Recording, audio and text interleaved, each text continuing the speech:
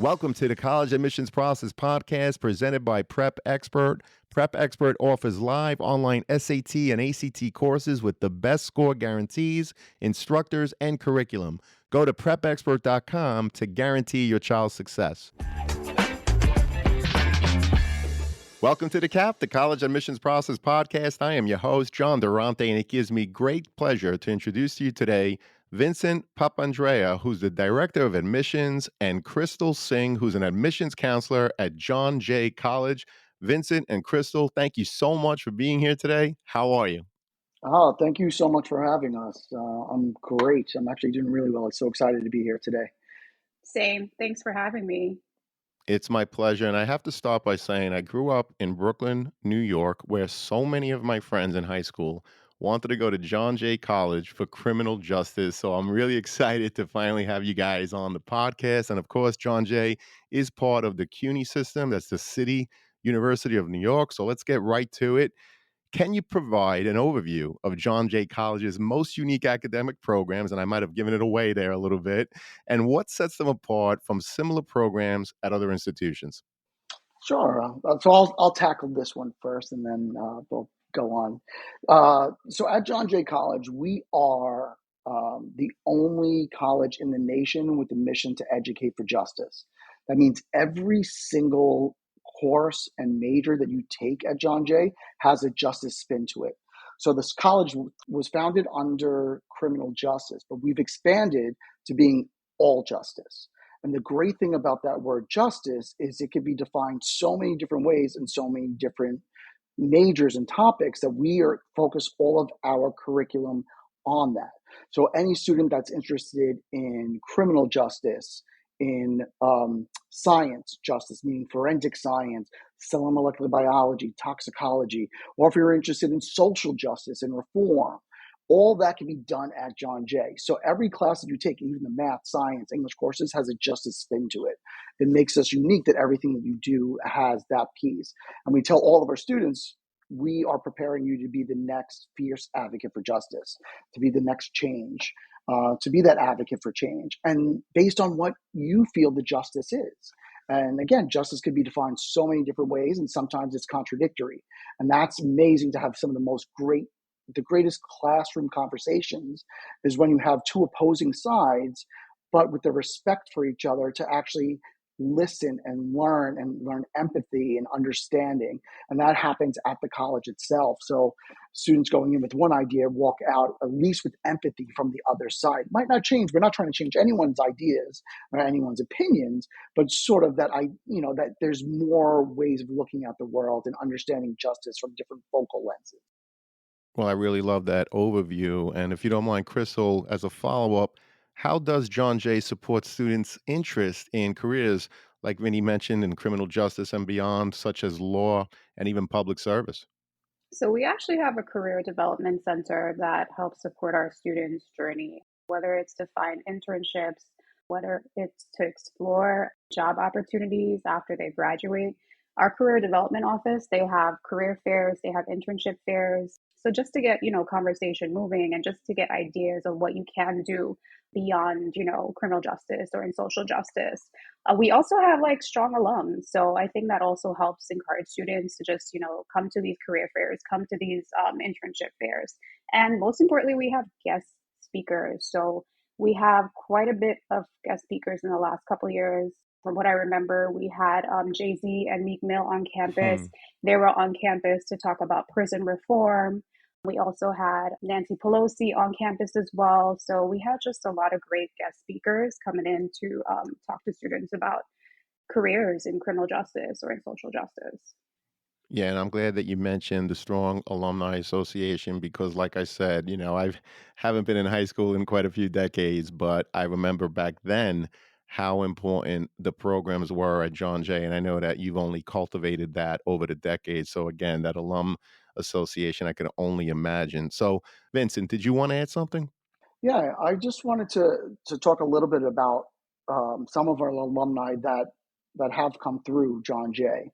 And if you look back, many of the past NYPD commissioners, FDNY commissioners, and even currently the mayor of New York City is a John Jay graduate. Wow. So we are ingrained in all of the criminal justice systems, not just in New York City, New York State, but really all around the world, because they know that we have really set the framework of what criminal justice education starts with and should be, and ever changing with it. So, and then a lot of our faculty members are also alumni that have come back and adjuncts, or they're working in the field. So it gives that real time perspective of what's happening outside. So you're not just reading from a textbook, you're actually learning from alumni that's now coming back to teach you, so you could be the next generation to teach the next group of what's happening, because criminal justice always changes, and justice in general constantly changes. So we're very lucky with our alumni pool, and they're really, really integral to our success and the student success for getting jobs and careers later on. So we have a support structure all the way. Well, that's awesome, again, to help students with careers, but also think about that alumni network, NYPD commissioner, FDNY commissioner, current mayor of New York City, and of course, who doesn't love Jay-Z, right? So let's go to the campus life. Let's dig a little deeper. What are some of the unique aspects of campus life at John Jay? And what are some of your more popular extracurricular opportunities available to your great students? So we actually have common hour. So common hour is from 1:40 p.m. to 3 p.m. And this hour gives students the opportunity to experience student life. So usually in that hour, we'd have perhaps a town hall meeting with the president, which gives Hmm. students the opportunity to just go up to the mic. It's an open mic to ask questions, express concerns, anything they can actually bring forward to the president of the college. It gives them access. In addition, we also have clubs. We have club meetings. We have 60 plus clubs and organizations at John Jay. So there is a lot going on. And sometimes we have guest speakers. So during that hour, we have those guest speakers. They come in. And again, this common hour, it doesn't conflict with their class schedule. It's just an open hour for them to socialize and to network and just get themselves involved in campus, right? So this is just something that's pretty unique at campus, just to give a students the opportunity to experience that student life. Terrific. So you have those town hall meetings with your college president, so many clubs, guest speakers. It sounds like you really have something for everyone. And of course, visiting campus is so important to help a student determine whether or not a school is the right fit for them. So if a student is fortunate enough to visit, what are some of the areas they must see? And what are some examples of really good questions students should be asking to help them determine whether or not it's the right fit for them? I'll answer the first part of this question. Sure. So, one of my favorite places that I encourage students to visit is the Jaywalk. The Jaywalk is my favorite space on campus because it offers scenic views of the city. It has grass that and a garden, and it's just really, really beautiful. It's this really pretty green space for students to also just get fresh air and just relax. It's also a shortcut to get from one side of the building to the other. In addition to the jaywalk, the moot court is really pretty. It gives you that real feeling of what it's going to be like if you want to be a lawyer, if you want to get into criminal justice. Like, what does this really feel like? So it gives students that feel. Trust me, I'm not studying criminal justice or any of those fields, but when I walk in there, I get the feel. So that's why I always encourage students to just visit those spaces. That's terrific. Vinny, anything you want to add? Yeah, I just want to repeat what you said earlier about the importance of visiting campus. I mean, I tell every student, if it's possible, you need to actually step foot on the campus, because there's this feeling that you get when you see that you belong, and you look around and you see students that have the same interests as you, and you actually can see yourself walking to class and meeting with the professors, and something just sort of clicks in your mind. And I that's how I always like tell students in general, like when they're like, how do you decide what college to go to? I'm like, well, did you visit all of them? They're like, no. I'm like, well, try to visit as many as you can, because you're going to show up to one of those campuses and be like, wow, Hmm. I see myself here. Right. This is my new home. And then from there, what like each student has their own little favorite areas. Like for the students like that looking for that great relaxing place, yes, the jaywalk. There's also the library that's open. That during like midterm and finals is 24/7. And they're able to go in there. We also have all the computer labs. Then we have all the support offices, and then we have all the different club rooms. Like there's so much to do.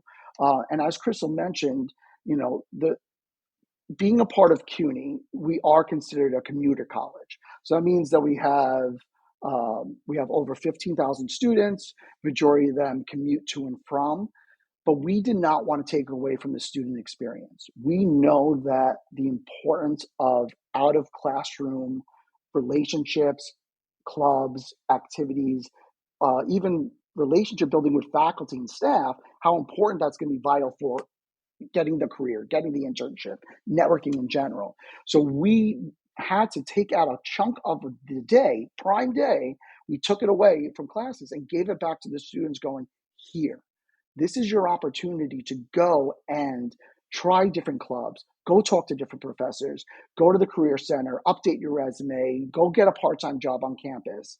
And then being a part of CUNY, what a lot of students don't understand is you're not just a part of John Jay, you're part of the City University of New York. So you don't have just access to my library, you have that library access to the other 24 campuses as well. So if you're living in uh, Long Island and you really don't want to go all the way to Manhattan, you want to just go to Queens real quick and jump into a library, or if you're in Brooklyn or so on, you could go into any of the CUNY campuses and use their resources as well. And on top of that, you could also take classes at those schools also. And it's at no additional cost. It comes over. So you're not just going to John Jay, you're going to CUNY, 25 campuses. You're just getting your degree from John Jay. So that gives you this sort of like opportunity that you wouldn't get anywhere else because they are. Where are you going to get 25 cluster, really well known institutions that you could access at any semester? Hmm. Like if I want to take a random art class because I want to take an art class, I can choose 25 campuses to do that. Like you're not going to be able to do that at at a SUNY or a private because the next one is so further away. We're more centralized. So you're not just visiting our campus; you're visiting the other 25 campuses as well. And so it's having access to all of that makes it so vital and so important for the student success.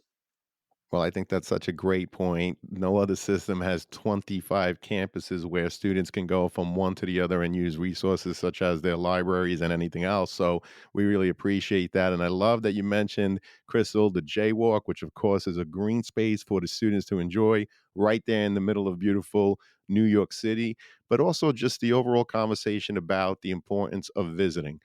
If for whatever reason, students, you can't visit before applying, you definitely owe it to yourself to visit before matriculating. Vinny talked about, going to a campus and you say to yourself, wow, I definitely see myself here.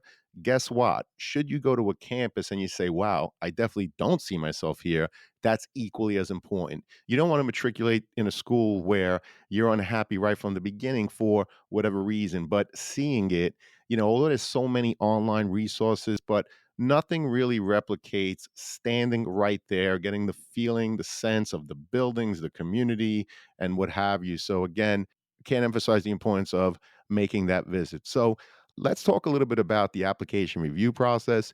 Can you walk us through the application review at John Jay and what factors are most important in your overall evaluation? Yeah, so we are part of CUNY, so there only is one application and it's available online to submit. So it's the CUNY application. So students can, if you're a freshman, you fill out the CUNY freshman application. If you're a transfer student, you fill out the transfer application. Once you submit that application, it's submitted, it's live. Students can go back in that same portal where they created the application called CUNY First and self check their application. They can see updates about their application there as well. Once they submit their application, I just want to emphasize on this, students do need to submit their supporting documents. And sometimes they tend to forget about this part. So you submit the application, then you'll want to make sure you submit your official high school transcripts, standardized test scores, which by the way are optional through spring 2027. And then, of course, submit any other supporting documents you'd like to. We do a holistic review of the application process as well. So that's really how the application process works in terms of applying to John Jay. It's through the CUNY app. Well, I appreciate that. And Vinny, what is the institutional goal in terms of how many freshmen you want to admit? And how many overall applications do you receive to consider for that incoming freshman class? Great question. So it fluctuates each year, but it's typically we get over anywhere between 20 to 24,000 freshman application for a class of no more than, it's usually 2,000. This year I was able to go up a little bit higher because we were able to get additional funding for one of our support programs. So it was up to like 2,200, but we were able to bring in for this year. So, and the acceptance rate on that can range anywhere between 40% to 50%, looking at what the programs are. But we've had some semesters that the acceptance rate was 37%, and we filled the class really early. What we have at John Jay, so one of the hardest things is when you do get that volume of applications for such a small amount of seats, we need to figure out who really wants to be here.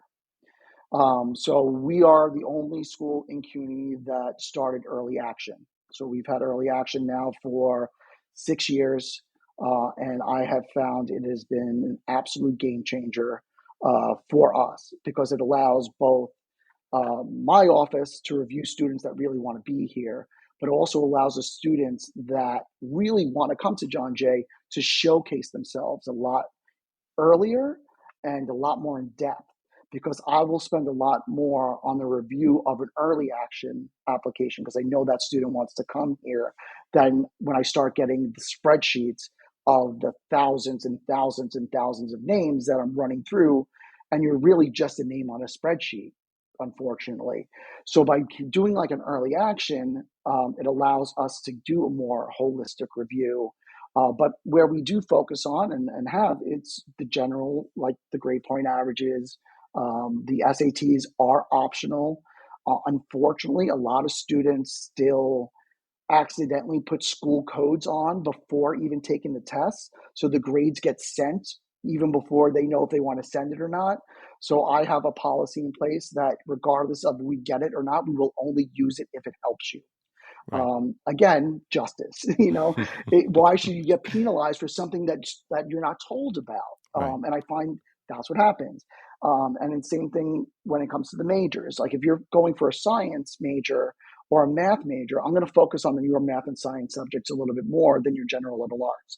But if you're doing a human services or English degree because you want to go for law or you want to do human services or psychology, I'm going to focus more on the liberal arts classes. You don't really need to have chemistry and physics if you want to go into criminal justice.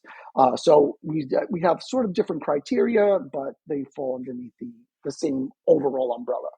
Um, I appreciate that. did I answer everything? You Yeah. did, and as a follow up, a lot of times students try to game the system, which of course I do not recommend. However, I'm just curious: is there a major that someone could declare that's a little easier to become accepted through that major compared to others? So it's really the reverse. There's only a few majors that are harder than the others, and those are the science and math majors. So if you're interested in Right. forensic science, toxicology, cellular molecular biology, cybersecurity, so computer science, those we look for that extra level of math and science. So those students need to have a little bit stronger profile for that. Otherwise, it's the general criteria.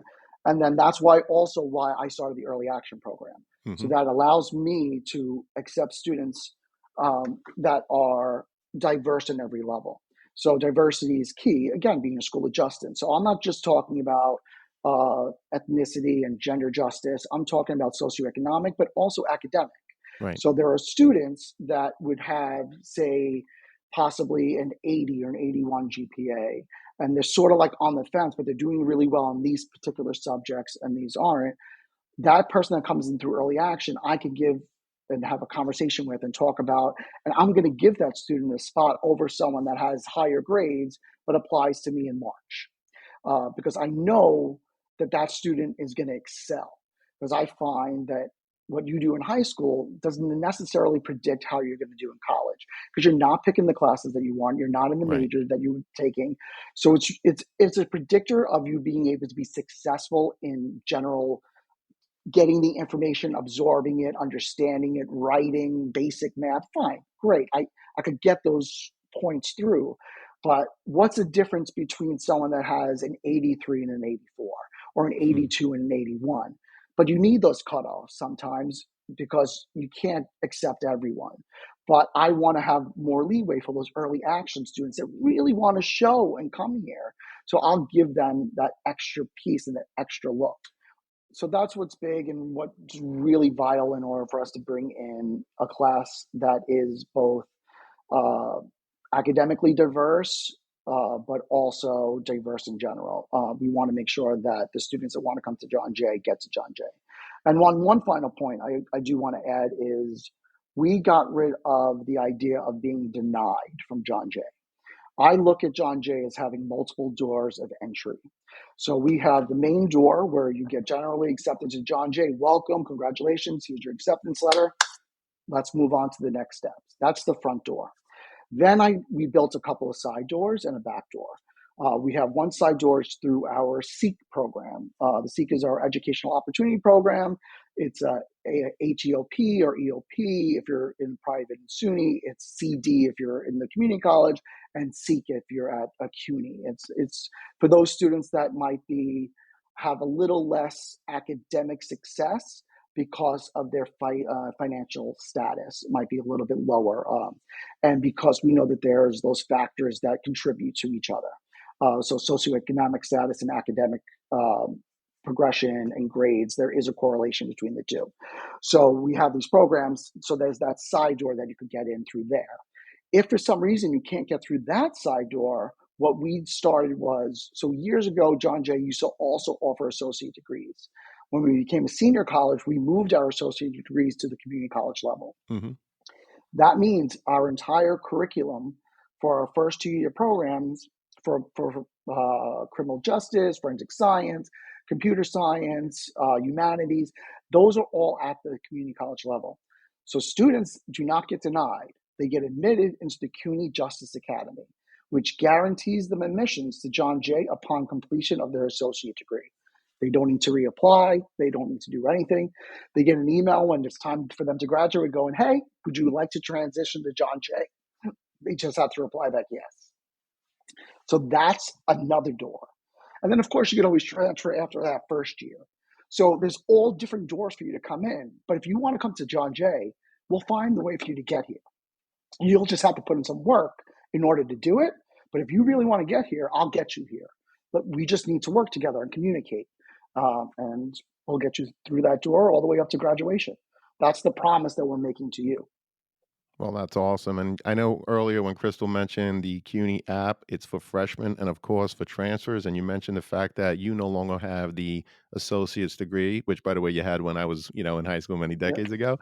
But, you guaranteed admission if you go to the CUNY Community College and you finish your associates. And you did mention that a student may also try to transfer after 1 year from the community college. So I just want to unpackage that a little bit because there's a sure. lot of students that listen that are looking to transfer. So, what advice would you give if I'm a student that I'm at that community college 1 year? I had a great first year of college after completing high school, and I'm ready after that point in time to transfer to John Jay. What should I be considering in terms of that process? Sure. So the two main factors that we look at for someone to be considered a traditional transfer coming in is you need to have completed 24 college credits. So that's 2 full-time semesters. And you need to have a grade point average of at least a 2.0 or higher. Those are the minimum requirements. And of course, the average transfer is more like a 3.5, but again, it ranges throughout.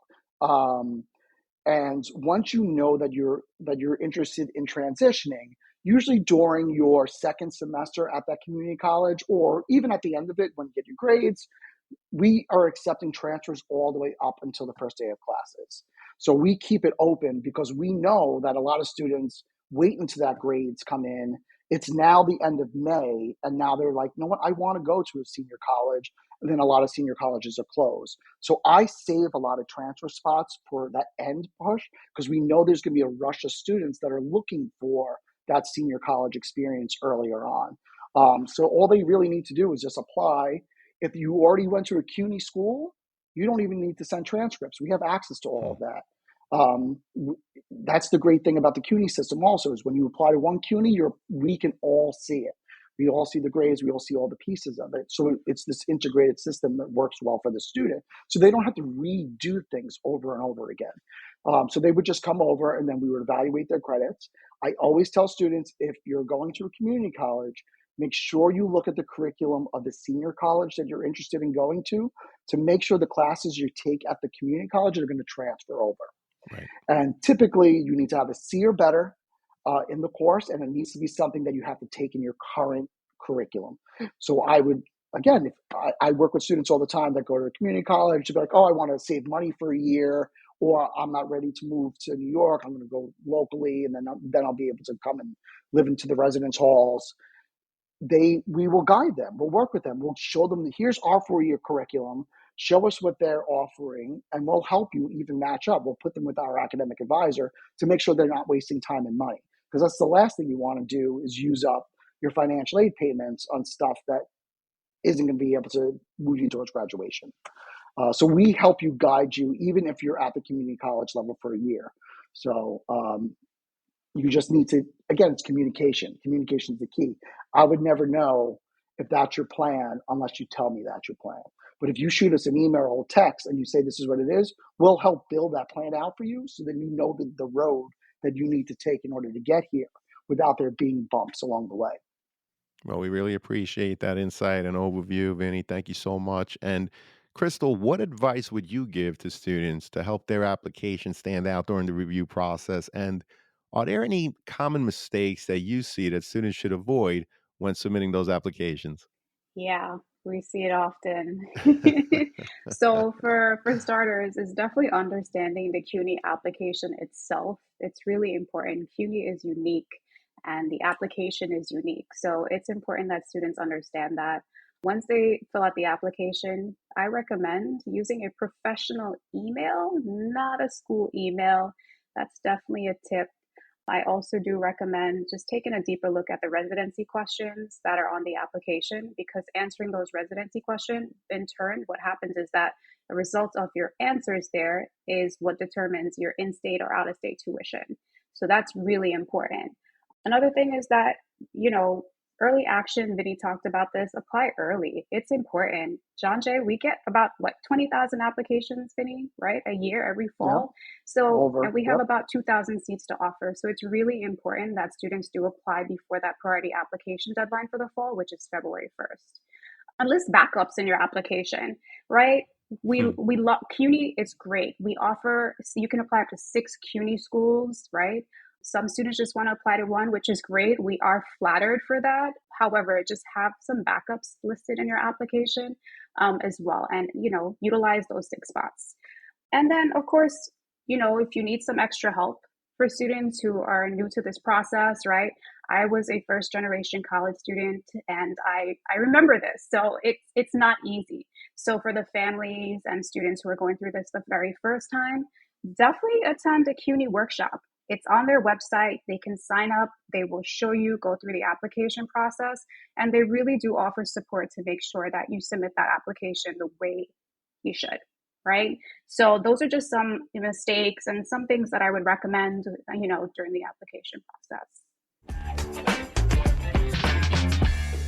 This is your host, John Durante, and it gives me great pleasure to welcome back Sean Patel, who's the founder and CEO of Prep Expert. Sean, welcome back. Thanks, John. Thanks for having me. And I'm so excited to announce that Prep Expert is the official title sponsor of the College Admissions Process podcast. This has been a partnership in the works for a while now, and I'm so glad we got it off the ground. We're so excited to work with families, parents, students of the College Admissions Process podcast at Prep Expert to help them through our live online SAT and ACT courses not only improve their SAT and ACT scores, but help them get into college as well as win hundreds of thousands of dollars in college scholarships. Thank you so much for the partnership, and we are so excited to work with your families. Thank you, Sean. And to learn more about how Prep Expert can support your child's academic journey, visit prepexpert.com today, and best wishes to all. Well, I love the piece about the email because a lot of times students will use their high school email address, for example, and sometimes there are firewalls, right? And emails are blocked. And so, students, you don't want to miss any correspondence from any of the colleges or universities. So, using a professional email that you have separate for the college process, check it regularly. You don't want to miss anything about financial aid, scholarships, the status of your application. So, that's great advice. And do you guys use the student's high school GPA as indicated on their transcript, or do you recalculate the GPA using your own metrics? And if so, what are you looking for from a student's academic record, and how do you evaluate them? So in years past, CUNY used to recalculate GPAs, focusing on certain areas of study. So pulling out like English, science, like certain groups of grades, and recalculate. And we used to call it the CAA. We did a lot of research, and we found that there really was no big significant difference between a recalculated GPA and a student's overall GPA and their success. Um, so we moved away from using a recalculated GPA. So we normally use the regular student's GPA. I do look at both the weighted and unweighted. Um, normally I look at there to see if there's a big discrepancy between the two, just to see if there's a 15-point difference between the unweighted and weighted. I'm going to try to figure out why. Hmm, But normally, if they're normally close enough that they're the same. right. And so we look at the unweighted GPA, and then for the special programs, like I said, the science programs, that's the ones that we take that extra dive and looking at the math courses you took, the science courses you took, and those are just specific for those majors. But no, we look at all applications really generally the same. There just might be a little bit of extra criteria for some of the more robust science and math majors that you need coming into John Jay. Understood. So you're looking at the GPA on the transcript. You're no longer recalculating. That's something that you did in the past, but you found that looking at your recalculation along with what was on the transcript was actually quite similar. However, I appreciate you mentioning and giving insight into the fact that you're looking at both the weighted and unweighted GPA to make sure that there's some level of consistency for the student's academic record. So I was also curious, the personal essay is an opportunity, of course, for you to get to know a student better without meeting them in person, right? So, can you share an example of an essay that really stuck with you? And what advice would you give students in terms of what to avoid when writing those personal essays? So I have a different philosophy when it comes to essays. I've worked at private, I worked at SUNY, and I've been at CUNY now for about 9 years. Um, I have found that essays are also not a predictor of a student's success in school. Essays can be written by anybody. Now, with the use of ChatGPT and other AI, it's really easy for students to be able to put that.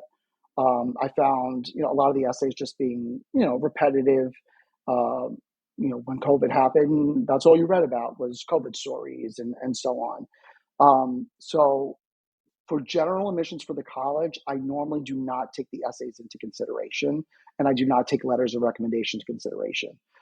What I do use them for is again, it's either those early action students that are on the fence, and then there's another group of students that we haven't touched on yet, and those are the students that are applying for the Honors College and the Macaulay Honors College. They require an essay as a part of their application process to get into the Honors College. And some of the other programs might also, some of our other special, but those are separate from admissions to John Jay. Um, I believe that your general grades, what you've done in your transcript, I could see your extracurriculars, I could see your involvement. It's really, I want to gauge your interest of wanting to come here. And does an essay actually do that? I don't know. And I found that essays are another example, just like standardized test scores, is if you have access to the resources of like a writing center or a tutor or someone to work with to help you edit the essay and so on, you're going to have a better essay.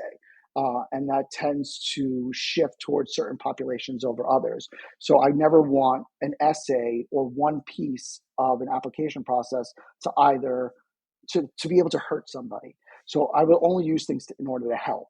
So again, if a student's on the fence and I can't find anything else to push them over to admit, then I'll start going into the essay and the recommendation letters if they submit those. But otherwise, I don't use it because I don't believe it's an indicator of success at John Jay. Well, I appreciate you talking about the fact that you want to use it if you feel that it's something that will help a student, right? Which I think is just great in terms of your overall review.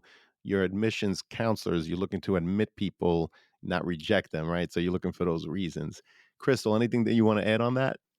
I mean, I don't know if you wanted to add this, but I did remember, like, we all remember Sandy Hook, right? That was a Hmm. terrible, terrible incident. I do remember there were a couple of students that applied to our school, and their essays were so important to me because you also get like you feel what they felt. Hmm. So I don't know if you remember that, Vinny, but like that to Yep. me, that was just beautiful to like be able to connect to these students in that way. And Wow. you know, it really shows their passion, and we, you know, for the field in criminal justice and social justice and advocating and making changes. So that I remember it was a couple of years ago. I mean, I can't believe those students were applying to college. They were what, Yep. a couple of years old. Yeah. Yeah. And they So actually got into the Macaulay Honors Program, oh, they did, if I yeah. remember. They did, yeah. So and again, that's where that essay comes in to be the most important. Like, so our Macaulay Honors Program at the school is so selective that we only admit 20 students a year into the Macaulay Honors and about 25 into our General Honors Program. Wow. And that's where the essay comes in, and they want to see how you're going to be a change for justice. And again, whatever that justice means to you. So these essays that are more personal, talking about like how justice has affected their life or how they want to use justice to affect other people's lives and or change the system and unfairness or make things just that aren't just or looking at world and international law. It's just looking at it at such a wide lens and then bringing it down to your own personal perspective and how it's actually affecting you and your family personally. That's what they look at when they're Right. looking for students. Because again, the grade point average, you could get 99s, 98s, but on that honors level, what they're looking for are those game changers, those people that are going to be the advocates for justice, that are going to be the leaders of the next generation. It's going to be the next congressman or congressperson or assembly person or next president. Who knows? You Right. know, that's what we really want to sort of foster through our programs. And by looking at those kind of essays, those are the type of students that just are automatically drawn to the program and get admitted into it. So that's where it becomes really important is for those special programs like the Honors College. Well, it's clear that you're very mindful of, wanting to be an advocate and a support for all of your students. And that leads me to the next question, which is, can you elaborate? And, you've spoken about so many things, but what support services are available to the students at John Jay to frankly help them continue to be successful once they're on your campus? I can answer this. So there, I say John Jay, we're a medium-sized school with a small school feeling. And those support services, we literally have our first floor. So beyond our admissions office, if you ever visit our campus, the rest of the offices after us are all support services. And I can go down the line. You've got the dean's office. Hmm. You've got the Women's Center for Gender and Justice. You've got the wellness office. You've got the health office. You've got the academic advisement office. So there's so many support services for students on campus that, and there's something for every single student. There's a space for every single student, and I think that's really important to make sure a student feels welcome, that they feel included, and it's an inclusive environment for them. So those are just some of the support services. Vinny, I don't know if you want to add on to that. Absolutely. So we all know that it is just as important for a student to have support outside of the classroom as they do in the classroom. And there's a lot of outside factors that can affect the inside classroom work. So we look at student support sort of in two ways. There's the student support to help support in the classroom. So you get all the free tutoring, the writing centers, the math centers, all of that is free and available to you and spectacular. But then there's the other side of your personal mental health and supports that you need. We have, we again, being a school that is built on justice and diversity, we have students that are homeless to some of the richest students I've ever seen ever. But we have to have the ability to support them all. So we have food banks for our students. We have a child center so then you could drop off your child and go to class. We have an immigrant student success center for students that are DACA and undocumented to help them, get paid internships and stuff for companies that partner with those students that are not a permanent resident yet. So we make sure that we have support services for all of our special niche groups because we're in New York City.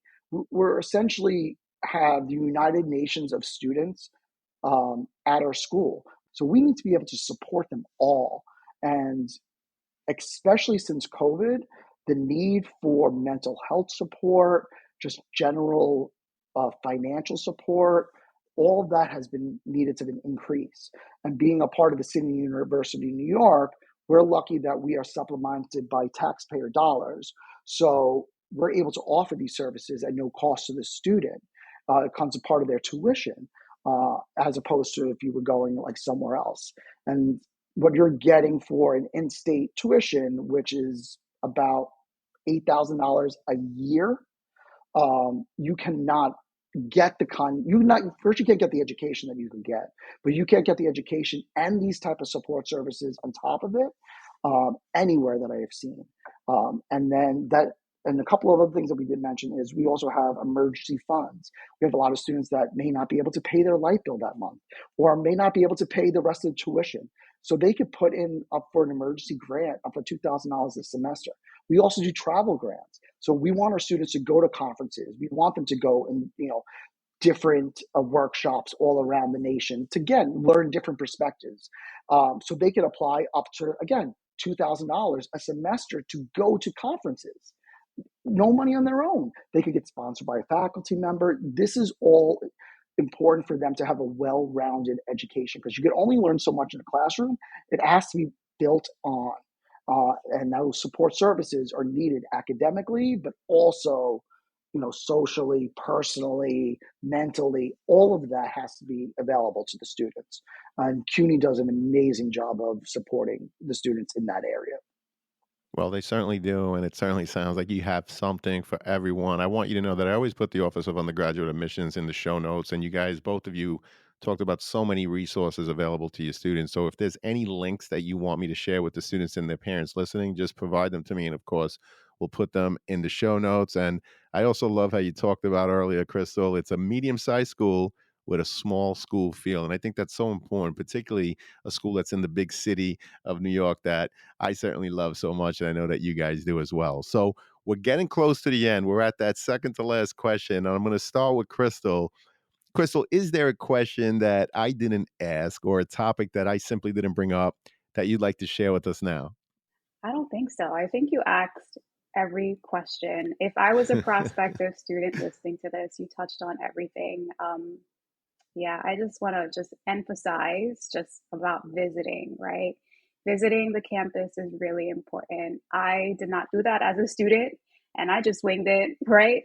But it is really important because it's going to be your second home. You want to make sure you feel a sense of belonging there. Okay. So visiting, I can't emphasize enough on that. Visit the school. And just some like really quick facts I did want to talk about. We didn't talk about affordability, right? We maybe touched upon it a little bit, but Hmm. just some like really good facts. Like we actually have a couple $1 million in scholarships that we've offered to students throughout the years. There's a lot of financial aid, scholarships. CUNY has amazing stats as well. One in every couple students, 3 to 5 students graduate debt free. Hmm. That speaks for itself. So we are affordable. And, I would again encourage every student to visit. Thank you so much, Kristal. Vinny, same question? So this is sort of a general life lesson that you could also include in college as well. And it's okay not to be okay. And that means at any point you need help, ask for it. That's what we're here for. And a lot of people are afraid to say that they don't know what they're doing because this is new to them. This is a scary process going to college. It is new. It is frightening. I'm a first generation college student myself. My family's an immigrant family as well. So they had no idea about the college process at all when I went to college ages and ages ago. So I understand some, but there's an even higher level of language barriers that we haven't seen, that we're seeing in New York. And also, we need to make sure that we're supporting not just the student, but the parent. So it's okay not to be okay. If you have any questions, ask. There's no such thing as a dumb question. We actually prefer you asking us these questions so then you get it right. So then there's not an issue with your application.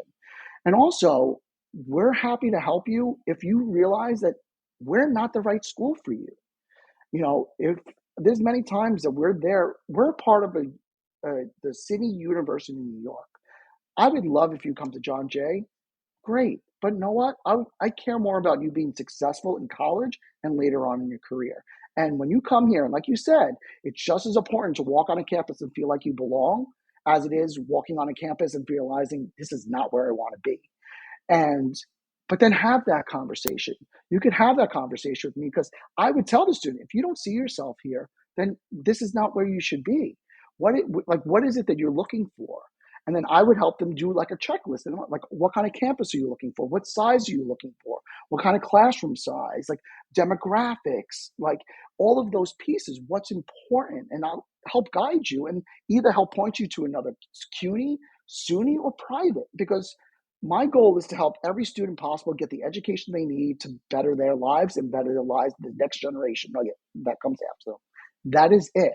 And if it's at John Jay, wonderful. If it's not, wonderful. As long as you're bettering yourself and your community and your family, that's what education is here for. And I'm not going to be that barrier that's going to be like, you need to come to John Jay or you're not going to be successful at all, because we know that's not true. But I know the student that's going to be really successful if they really want to be here. We will make sure. It is the president's mission when she started here. So our president, Carol Mason, was the former deputy attorney general under the Obama administration. When she came here, her number one concern was graduation rates and student success. She's like, I don't care about revenue. I don't want you to look at students as dollar signs. They are not. I will worry about that piece. What you need to worry about is their success. And that's why we have a cap on the number of freshmen that come in. That's why we have a cap on the number of transfers come in, because we have services, but we want to make sure the services can be utilized by all the students. If we have double the enrollment and we have these services, but we can only support half the students, then what's the point? So it's quality over quantity. And I love that idea. And just within, I think it was in 4 years, we went from being right in the middle ground of graduation rates to being one of the top CUNY schools in the highest graduation rates of students. And that's with all of the 25 schools. And that's something that we have been able to accomplish for the last 3 years. And it's because of that idea of a student is not a dollar sign. It's our job to support you in and outside of the classroom. I'm here to help you from the time that you're interested in coming to John Jay until you register for classes. Then I hand you off to the next office, and then they walk you through and they hand you off to the academic department. Then they'll hand you off to graduation, and then they'll hand you off to alumni. We're with you for your entire life cycle, from the time that you fill out that inquiry card to the time that you decide that you have your career and now you want to come back and give us some money as a thank you. but like it's that, it's that cycle. It's really this amazing cycle. And that's more important than anything in the world, is making sure a student finds a school that best fits them. And you do that, you're going to be successful in no matter where you go. And ask the questions that you have. Do not be afraid. It's okay to not be okay. It's okay not to know something. It's not okay to not say something. Let us help you. We're here for that. That's what I get paid for. So all you have to do is say the word, and we're here to help. Well, that's terrific. Thank you so much for that overview. This has been a phenomenal conversation. I know it's going to help so many students and their parents. Unfortunately, it does lead us to that last question, which is what are the top three pieces of advice that you would provide students and their parents getting ready for the college admissions process? So first I would say breathe. Take a moment and just breathe. Everyone's going through the same stress that you're going to go through. It is normal to be stressful during this time. That's number one. Number two, use your high school and use the college resources to help walk you through this journey process from application to acceptance. That is what we are here for. That is why they're in high school. That's why there's career offices. That's why there's counselors. That's why there's college counselors. We're here to help guide you. So use us and we'll do that. And lastly, get involved. You'll never feel connected to the institution you go to if you do not get involved in that institution. You'll feel like you are part of a community when you actually join the community. Join clubs, join sports, join activities. There's a club for everyone. And if there's a club that we have that you want that we don't have, we could start it for you. All you need is some other friends that are in the same interest as you. You'll go down and you'll fill out a form and you'll start the club. So it's that idea of that's how you're going to meet the friends and the networking. So relax, ask for help, get involved. Those three things will be your recipes for success to really enjoy the college process because it really is fun applying and visiting schools and looking at it's like it's going shopping, but it's shopping for your future. Hmm. And if you look at it from that perspective and get rid of all the scariness of, am I going to get in? Is this good for me? You know what? Just start with the simple. Think about what you want. Is this the right fit? Ask questions, and then finally get involved when you're there. That's it. Nice and easy. Awesome. Thank you, Vinny and Crystal. Any other pieces of advice for our students and parents? Yes, just to add on to what Vinny said, every student is different, right? And we are here to help. So please rely on us to help you, to guide you, to support you, to make this process as seamless as possible. We are here for you, and we've been there as well. So we're here to support you. Well, you guys are awesome. You're a tremendous support and have given so much insight and tips into not only John Jay, but the overall college process. So I want to thank you both so much. And one last thing to say to everyone out there, good luck with the college search. Take care, all, and best wishes. Goodbye, everyone. Thank you so much, John. Bye. Thanks, John. Thank you, guys. Thank you for joining us on this episode of the CAP, the College Admissions Process Podcast. We hope you enjoyed the show. If you did, please don't forget to tell a friend and follow us on Facebook, Instagram, Twitter, and wherever you listen to your podcasts. I am your host, John Durante, and I look forward to seeing you on the next episode of the CAP. Hey, podcast friends, if you've been enjoying the College Admissions Process Podcast, I'm excited to share my new book, Straight from the Admissions Office, Insider Strategies for College Applications. It's packed with insights and tips from over 250 podcast episodes with admissions professionals designed to make the college process less overwhelming. Whether you're a student, parent, or college counselor, it's a valuable resource for navigating the admissions process. By grabbing a copy, you're also helping to support the podcast. The links are in the show notes. Thank you, and best wishes to all with the college admissions process.